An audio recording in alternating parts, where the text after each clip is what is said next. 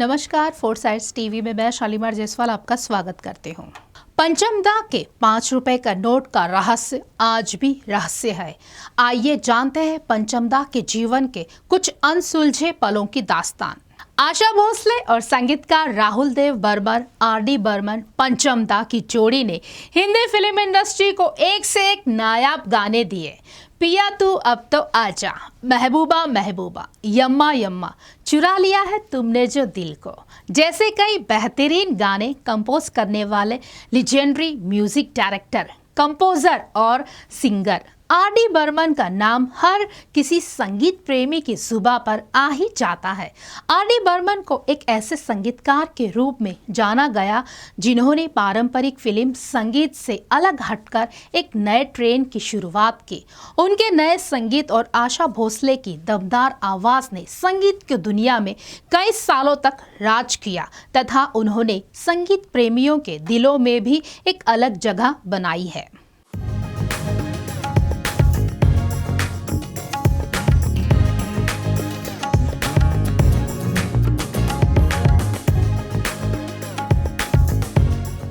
बर्मन का नाम पंचम कैसे पड़ा, ये बड़ा ही इंटरेस्टिंग किस्सा है। दरअसल बचपन में आर.डी. बर्मन जब भी रोते थे तो उनके मुंह से पा की आवाज आती थी। पा सरगम का 5वां नोट होता है, इसीलिए ये पंचम के नाम से पहचाने जाने लगे। पंचमदा जब 9 साल के थे उन्होंने पहला गाना कंपोज किया था। उस गाने के बोल थे, ऐ मेरी टोपी पलट के आ। उनका ये गाना उनके पिता एस.टी. बर्मन ने अपनी एक फिल्म में भी इस्तेमाल किया। आर.डी. बर्मन की पहली शादी अपनी एक फैन से हुई थी। शादी के 5 साल बाद दोनों के बीच कुछ मिसअंडरस्टैंडिंग हुई और पंचमदा ने रीता के साथ म्यूचुअल डिवोर्स ले लिया।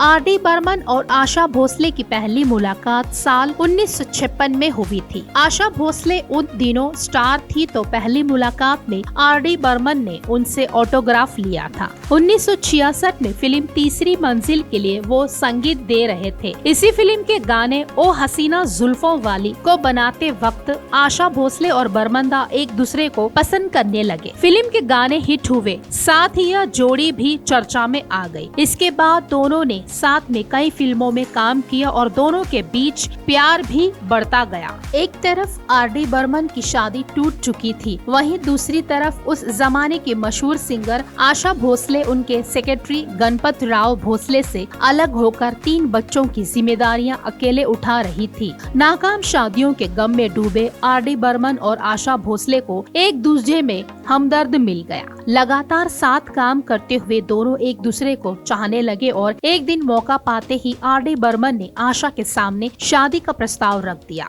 आशा तो आर.डी. बर्मन से शादी करने के लिए मान गई, लेकिन जैसे ही ये बात आर.डी. बर्मन की मां तक पहुंची तो उन्होंने शादी से साफ इनकार कर दिया और कहा, ये शादी मेरी लाश पर ही होगी। इनकार की पहली वजह ये थी कि आशा आर.डी. बर्मन से 6 साल बड़ी थी और दूसरी की वो 3 बच्चों की माँ थी। माँ के फर्माबरदार बेटे आर.डी. बर्मन ने भी अपने कदम पीछे खींच लिए। कुछ समय बाद आर.डी. बर्मन के पिता एस.डी. बर्मन का निधन हो गया और मां की मानसिक स्थिति बिगड़ गई। जब मां की हालत में सुधार नहीं दिखा तो आर.डी. बर्मन ने आशा भोसले से 1980 में शादी कर ली। वो लॉकर जिसमें पड़ा 5 रुपए का नोट आज भी एक रहस्य है। आशा भोसले को भरोसा था कि लॉकर में आर.डी. बर्मन की प्रॉपर्टी के जरूरी पेपर्स, गहने और हीरे की खानदानी अंगूठी मिलेगी। बैंक ने बताया कि आर.डी. बर्मन हर महीने लॉकर का किराया तो देते थे, लेकिन उन्होंने कभी इसे खोला नहीं। आखिरकार 3 मई 1994 को उनका लॉकर खोलने का आदेश जारी हुआ। आखिरकार लॉकर नंबर SBD को चाबी नंबर 1035 से खोला गया। जैसे ही वो लॉकर खुला तो हर कोई हैरान था। उस बड़े से लॉकर में सिर्फ 5 रुपए का नोट था। हर कोई हैरान था कि जिस लॉकर के हजारों रुपए किराए में जाते हैं, उसमें कीमती सामान के नाम पर सिर्फ 5 रुपए क्यों है? पूरे लॉकर में ये एक ही नोट क्यों था? ये पंचमदा को किसने दिया? इस लॉकर का नॉमिनी उनका सेक्रेटरी ही क्यों था? ऐसे कई सवाल है जिनका आज भी कोई जवाब नहीं मिला है। ये 5 रुपए का नोट आज भी रहस्य है।